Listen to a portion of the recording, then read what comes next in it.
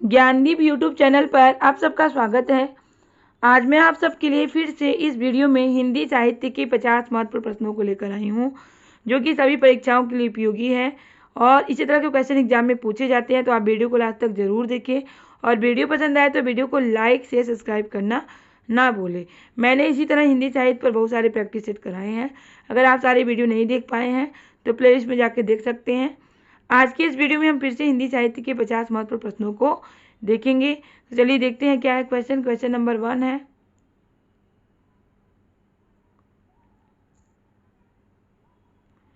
Question number 1 है, सूर्य का स्वागत काव्य कृति के रचनाकार कौन है?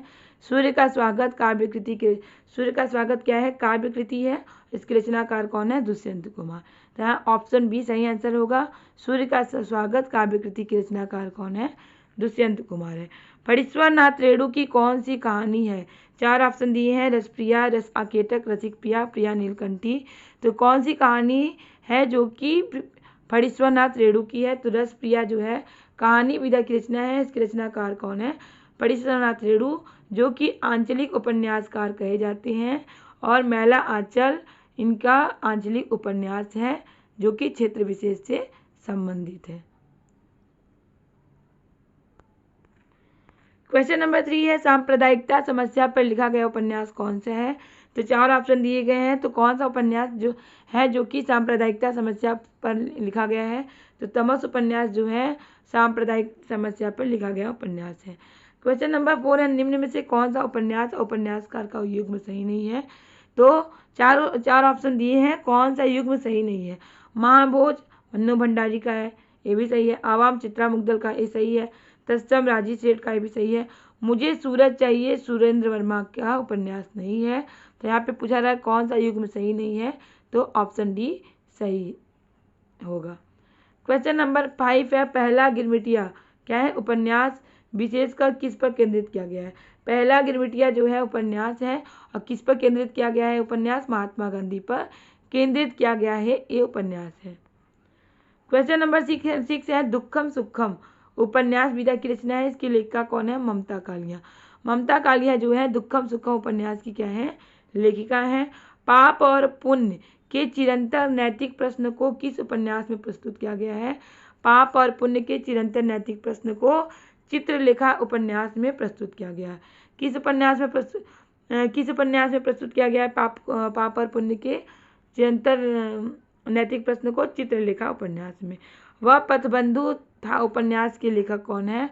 वह पथबंधु था उपन्यास के लेखक हैं नरेश मेहता। वह पथबंधु था उपन्यास विधा की रचना है। इसके लेखक कौन है? नरेश मेहता। नटों के जीवन संघर्ष का उल्लेख किस उपन्यास में मिलता है? तो ऐसा कौन सा उपन्यास है जिसमें नटों के जीवन संघर्ष का उल्लेख मिलता है? कब तक पुकारू उपन्यास है और ये क्या है? उपन्यास विधा की रचना है और इसी में नटों के जीवन संघर्ष का उल्लेख मिलता है। सर्वेश्वर दयाल सक्सेना की नाट्यकृति कौन सी है? तिलचट्टा, शुतुरमुर्ग, अंधों का हाथी, बकरी। बकरी जो है सर्वेश्वर दयाल सक्सेना की नाट्यकृति है। तो यहाँ ऑप्शन डी सही आंसर होगा। क्वेश्चन नंबर 11 है, भक्ति आंदोलन भारतीय चिंताधारा का स्वाभाविक विकास है। यह कथन किसका है? तो भक्ति आंदोलन को स्वाभाविक भारतीय चिंता का स्वाभाविक विकास किसने माना है? तो यह कथन किसका है? आचार्य हजारी प्रसाद द्विवेदी जी का कथन है, जो कि महत्वपूर्ण कथन है, कई बार एग्जाम में पूछा जा चुका है। तो आप लोग नोट कर लीजिएगा। वीडियो को लाइक से सब्सक्राइब करना ना भूलिएगा, क्योंकि आप लोग वीडियो देखने में भूल जाते हैं। क्वेश्चन नंबर 12 है, दूसरी परंपरा की खोज किस विधा की रचना है? दूसरी परंपरा की खोज आलोचना विधा की रचना है। किस विधा की रचना है? आलोचना विधा की रचना है और इसके रचनाकार कौन है? नामवर सिंह। दूसरी परंपरा की खोज के रचनाकार कौन है? नामवर सिंह है और ये किस विधा की रचना है? आलोचना विधा की रचना है। क्वेश्चन नंबर 13 है, सूर्य का स्वागत सूर्य की अंतिम किरण से सूर्य की पहली किरण तक क्या है? नाट्यकृति है। क्या है? नाट्यकृति है। और इसके रचनाकार कौन है? इसके रचनाकार हैं सुरेंद्र वर्मा। सूर्य की पहली अंतिम किरण से सूर्य की पहली किरण तक किस विधा की रचना है? नाट्यकृति है और इसके रचनाकार कौन है? सुरेंद्र वर्मा। क्वेश्चन नंबर 14 है, नाटक के लिए रंगमंच होना जरूर चाहिए, रंगमंच के लिए नाटक नहीं। यह महत्वपूर्ण कथन है, किसके द्वारा कहा गया कथन है? यह कथन जयशंकर प्रसाद के द्वारा कहा गया कथन है कि रंगमंच के लिए, नाटक के लिए रंगमंच होना चाहिए, रंगमंच के लिए नाटक नहीं। यह जयशंकर प्रसाद के द्वारा कहा गया कथन है। मध्य वर्ग की पारिवारिक समस्या को दर्शाने वाला नाटक कौन सा है? जन्मेजय का नागयज्ञ, अंधा युग, आधे अधूरे, तमस। तो मध्य वर्ग की पारिवारिक समस्या को दर्शाने वाला नाटक क्या है? आधे अधूरे। आधे अधूरे जो कि नाटक विधा की रचना है, इसमें मध्यवर्गीय परिवार की समस्या को दर्शाया गया है। और किसके द्वारा लिखा गया नाटक है? मोहन राकेश के द्वारा लिखा गया नाटक है। क्वेश्चन नंबर 16 है, देश विभाजन की त्रासदी किस उपन्यास में वर्णित है? ऐसा कौन सा उपन्यास है जिसमें देश विभाजन की त्रासदी को दिखाया गया है? राग दरबारी, गबन, झूठा सच और इन्हीं हथियारों से। तो झूठा सच क्या है? उपन्यास है, इसमें देश विभाजन की त्रासदी को दिखाया गया है। और किसका ये उपन्यास है? यशपाल का ये उपन्यास है झूठा सच, जिसमें देश विभाजन की त्रासदी को दिखाया गया है। क्वेश्चन नंबर 17 है, निम्न में से मनोवैज्ञानिक उपन्यासकार किसे कहा जाता है? ऐसे कौन से उपन्यासकार हैं जिन्हें मनोवैज्ञानिक उपन्यासकार कहा जाता है? इलाचंद जोशी, जैनेन्द्र अज्ञे और मनोहर श्याम जोशी। तो जैनेन्द्र कुमार को मनोवैज्ञानिक उपन्यासकार कहा जाता है। क्वेश्चन नंबर 18 है, निम्न में से दलित आत्मकथा नहीं है। तो ऐसी कौन सी आत्मकथा है जो कि दलित आत्मकथा नहीं है? अपने अपने पिंजरे, जूठन, तिरस्कृत, मेरी असफलताएं। तो मेरी असफलताएं जो हैं ये दलित आत्मकथा नहीं है, बाकी सब दलित आत्मकथा है। केवल मेरी असफलताएं जो हैं वो दलित आत्मकथा नहीं है। निम्न में से रेखाचित्र विधा की रचना नहीं है। कौन सी रचना रेखाचित्र विधा की नहीं है? तो क्षण बोले कण मुस्काए, पुरानी स्मृतियाँ, रेखाएं बोल उठी, ये रेखाचित्र विधा की रचना है। लेकिन कट गुलाब जो है वो रेखाचित्र विधा की रचना नहीं है। तो यहाँ ऑप्शन ए सही आंसर होगा। क्वेश्चन नंबर 20 है, अल्मोड़े का बाजार किस विधा की रचना है? अल्मोड़े का बाजार रिपोर्ताज विधा की रचना है। किस विधा की रचना है? रिपोर्ताज विधा की रचना है। तो विधा भी एग्जाम में पूछ लिया जाता है, रचनाकार तो पूछा जाता है, कभी कभी विधा भी पूछ लिया जाता है। अर्धकथानक किस विधा की रचना है? अर्धकथानक आत्मकथा विधा की रचना है। और अर्धकथानक को हिंदी की पहली आत्मकथा माना जाता है। इसके रचनाकार कौन है? इसके रचनाकार हैं बनारसी दास। बनारसी दास अर्धकथानक आत्मकथा के क्या हैं? रचनाकार हैं।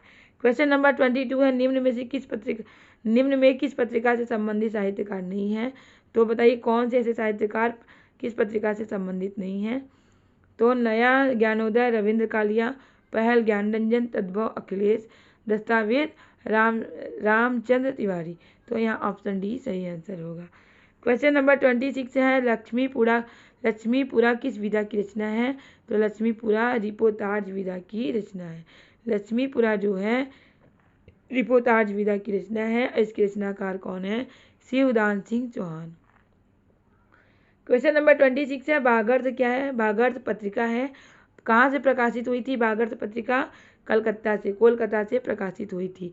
भागर्थ पत्रिका जो है पत्रिका कहाँ से प्रकाशित हुई थी ये भी पूछा जाता है। तो भागर्थ जो पत्रिका है कोलकाता से प्रकाशित हुई थी। क्वेश्चन नंबर 25 है, अकाल पुरुष गांधी किसने इस जीवनी की रचना की है? अकाल पुरुष गांधी जो है जीवनी है, और किसने इसकी रचना की है? जैनेन्द्र कुमार ने की है। क्वेश्चन नंबर 26 है, निम्नलिखित में से द्वंद्व समास बताइए। तो व्याकरण से भी क्वेश्चन पूछ लिए जाते हैं। तो कौन सा द्वंद्व समास है इसमें? शोकाकुल, सर्वोत्तम, वीर पुरुष, पाप पुण्य। तो जिसमें दोनों पद प्रधान होते हैं और बीच में ए योजक चिन्ह होता है, तो वही क्या होता है? द्वंद्व समास होता है। तो क्या है यहाँ पे? पाप पुण्य क्या है? द्वंद्व समास है। क्वेश्चन नंबर 27 है, समास पर भी मैंने वीडियो बनाया है जिसमें मैंने ट्रिक के द्वारा समास को समझाया है। तो आप लिंक मैंने दे दिया है, आप देख सकते हैं।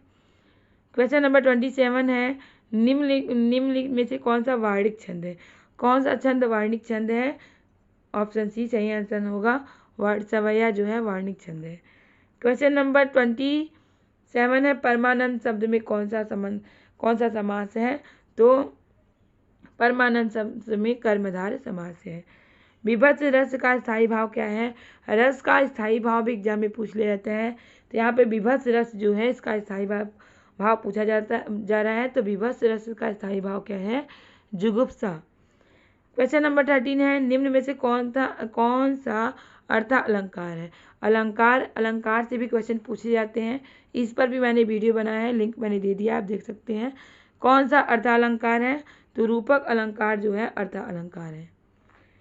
क्वेश्चन नंबर 31 है, वीर रस का स्थायी भाव क्या है? वीर रस का स्थायी भाव उत्साह है।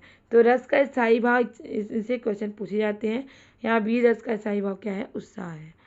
क्वेश्चन नंबर 32 है, समरस थे जड़ या चेतन, सुंदर साकार बना था, चेतनता एक विलसती आनंद अखंड घना था। यह पंक्ति, इस पंक्ति में कौन सा रस है? इस पंक्ति में शांत रस है। कौन सा रस है? शांत रस है। क्वेश्चन नंबर 33 है, पंचवटी शब्द में कौन सा समास है? तो पंचवटी शब्द में देखिए, जब किसी शब्द में जो पहला पद होता है अगर संख्या में रहेगा तो कौन सा समास होता है? द्विगु समास। पंच मतलब 5, तो संख्या वाला पद हो गया तो क्या होगा? द्विगु समास होगा। इस तरह ट्रिक के द्वारा आप इस समास को समझ पाएंगे। क्वेश्चन नंबर 34 है, बिनु पग चले सुनय बिनु काना। सुनय बिनु काना, यहाँ पे सुनय कर लीजिएगा। सुनय बिनु काना, इसमें कौन सा अलंकार है? तो यहाँ पे बिनु पग चले सुनय बिनु काना, तो यहाँ पे असंगति अलंकार होता है। क्या है होगा अलंकार? असंगति अलंकार। क्वेश्चन नंबर 35 से निम्न में से अर्धस्वर कहलाता है। कौन सा अर्धस्वर कहलाता है? यह जो कहलाता है और यह स्वर कहलाता है। यह और वह दोनों ही क्या है? अर्धस्वर हैं। यह और वह दोनों अर्धस्वर कहलाते हैं। क्वेश्चन नंबर 36 है, बिहारी हिंदी की बोली क्या है? हिंदी की बोलियों से भी एग्जाम में कुछ क्वेश्चन पूछे जाते हैं। तो बिहारी हिंदी की बोली क्या है? मगही। यहाँ ऑप्शन ए सही आंसर होगा। पूर्वी हिंदी की 2 बोलियाँ होती हैं, मगही और मैथिली। पूर्वी बिहारी हिंदी की 2 बोलियाँ होती है, मगही मैथिली। और पश्चिमी बिहारी हिंदी को 2 भागों में बांटा गया है।